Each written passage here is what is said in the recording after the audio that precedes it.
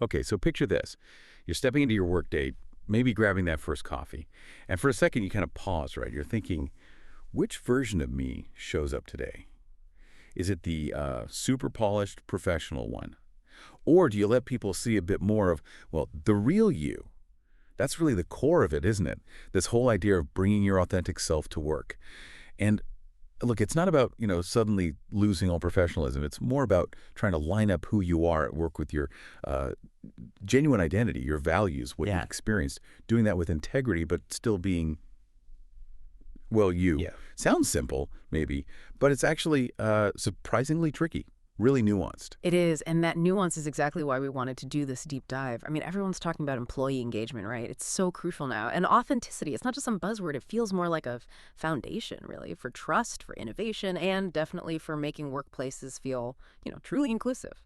So yeah, let's get into the good stuff and the tough parts too. All right, let's unpack it. So when people do feel they can be genuinely themselves at work, there's like a ripple effect, isn't there? It's got to be more than just feeling a bit happier on the job. Oh, absolutely. For the individual, yeah, job satisfaction goes up, but it's deeper. Think about the mental energy you save when you stop performing sort of a work self. Research suggests that cognitive load drops and that freed up energy, it seems to go straight into better problem solving, more creative ideas. Productivity actually climbs. That's really interesting, freeing up brain space, basically. And I guess that doesn't just stay with one person. It must spread to the team. That's exactly where you see things like deeper connections forming, real relationships. When your colleagues are being authentic, it just naturally builds trust. People understand each other better, and that leads to, much more open communication, better teamwork, really. And does that ripple I know upwards to too. leadership? It does. Leaders who are authentic, who maybe show a bit of vulnerability, they often come across as more approachable, more trustworthy. They kind of show that you can be strong and human.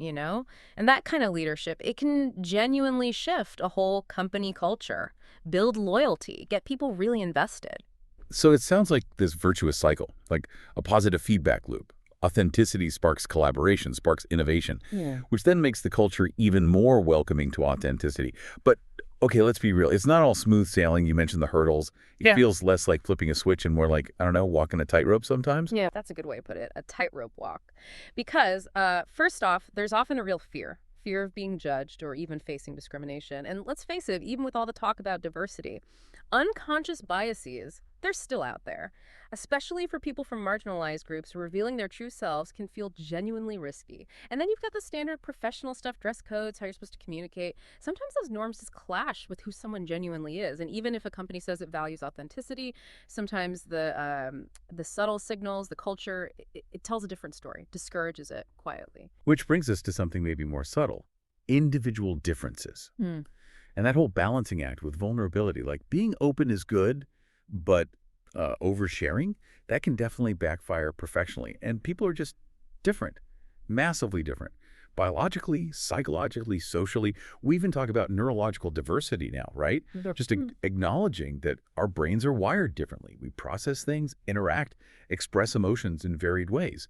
And on top of that, everyone's got their own biases, conscious or not. So what feels refreshingly authentic to you might strike someone else as, I don't know, unprofessional. It makes figuring out that line really hard. Which parts of yourself actually help at work Yeah. versus what might just be distracting or worse. That's the authenticity spectrum challenge, I suppose. Exactly. And given all that complexity, you can absolutely see why some people just decide, you know what, it's easier to keep things more reserved, play it safe. For a lot of folks, the thinking is just, well, it's better to avoid problems, right?